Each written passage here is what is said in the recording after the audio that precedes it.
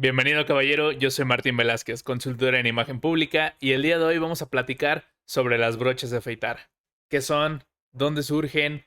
¿Para qué sirven? Y si son necesarias hoy en día. Vamos.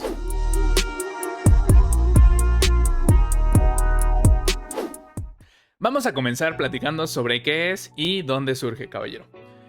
Primero que nada te presento lo que es una brocha de afeitar por si no estabas muy al tanto o no estabas muy seguro de lo que era, ¿vale? Es esta, básicamente es la que utilizo de manera personal. Como puedes ver es un mango negro y cerdas entre rubias, platinadas y oscuras, ¿vale? Ahorita vamos a platicar un poco más sobre eso, pero bueno, principalmente se le atribuye su origen al año de 1750 aproximadamente en Francia. Es un utensilio que es prácticamente del oficio de los barberos para generar espuma de manera muchísimo más artesanal y que sea de mejor calidad. Es la que se utilizaba en la barbería cuando acudían los hombres de aquella época a delinear sus barbas o a retirarlas del rostro. Básicamente, esa es la función que cumple, el generar una espuma de manera casera o cotidiana muchísimo más rica en nutrientes y que será más benéfica al momento de tratar de rasurarnos y de no irritarnos, de que la navaja resbale y corte mejor, entre otros elementos que te digo, se pueden agregar como aditamentos a esta espuma. En un futuro estaremos hablando sobre cómo crear esta espuma y tendremos un video en el canal. Sin embargo, de momento, aquí te estaré dejando un video en el que hablamos sobre cómo elegir la mejor espuma dentro de opciones más cotidianas como lo sería esta en el supermercado o de marcas más comerciales por si es que tú no quieres optar por esta opción.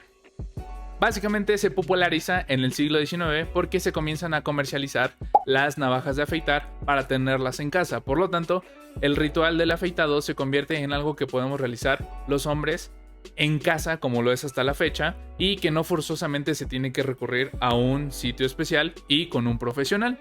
Entonces, por eso se popularizan y de hecho toman mucha fuerza como símbolo de estatus y de poder adquisitivo como muchas cosas a lo largo de la vida en la moda masculina y en la moda femenina. De hecho, un símbolo de estatus y poder es el varón Zimo, que es un personaje de Marvel Studios. Y no me estoy desviando. Realmente tiene un punto en el que converge con todo esto que te estoy platicando. Te voy a dejar aquí el video por si lo quieres revisar, porque realmente también es muy interesante el análisis simbólico que realicé sobre todo su atuendo.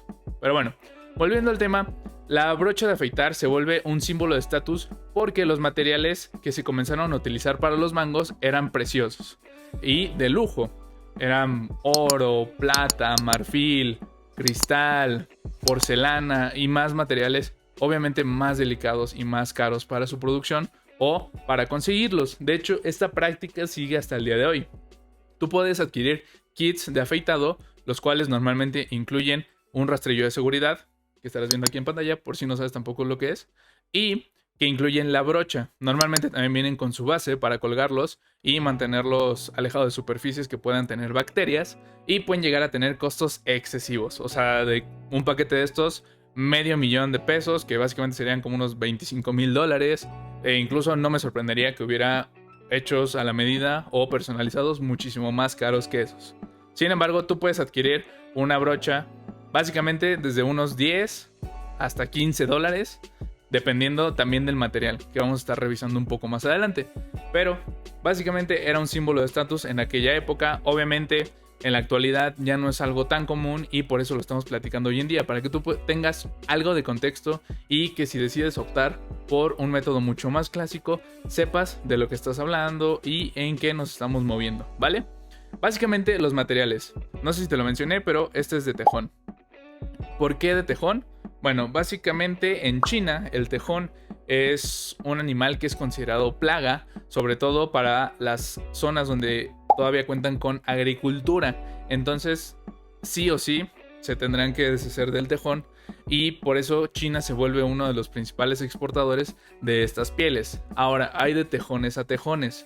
No es lo mismo un tejón negro, que es como los más básicos, y que en este caso no sería porque es una tonalidad continua y oscura en la que las cerdas son un tanto más rígidas y absorben menor cantidad de agua. Normalmente entre mejor sea la calidad de una brocha, más agua va a absorber y más suave va a ser, ¿vale? Entonces el tejón negro sería el peor de los tejones que podríamos adquirir.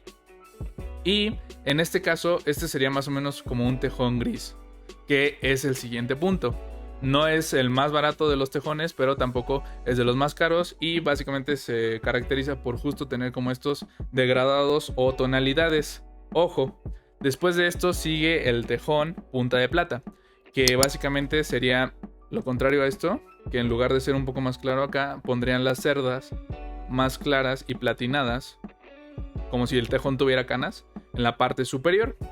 Y por último, el tejón más caro, complicado de conseguir y que será de mejor calidad, será el super tejón, que básicamente este es una mezcla entre tejón como un poco más oscuro y el tejón punta de plata. Entonces sería un término medio donde justamente se nota esta división entre una tonalidad grisácea y una tonalidad oscura. Este será el pelaje más suave de un tejón y que absorberá mayor cantidad de agua.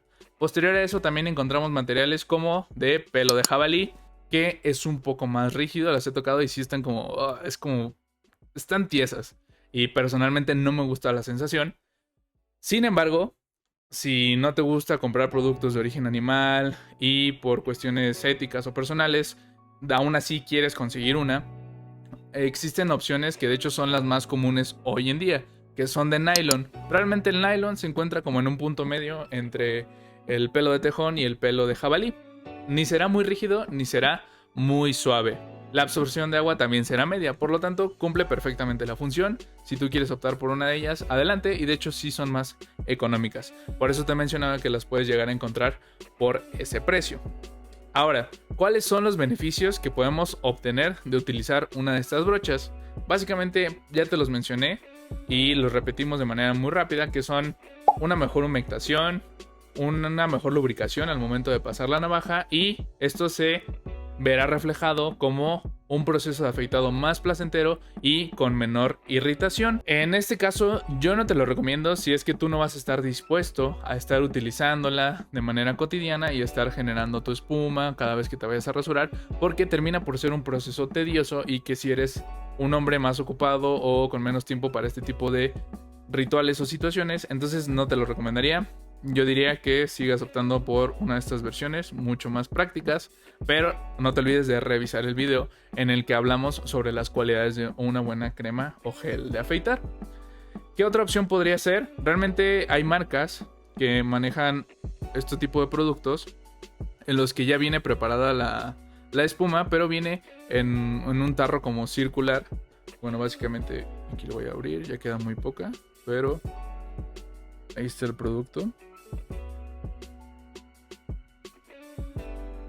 Y pues aquí lo que sería básicamente sería el mismo proceso como si la estuviéramos generando. Se pasa.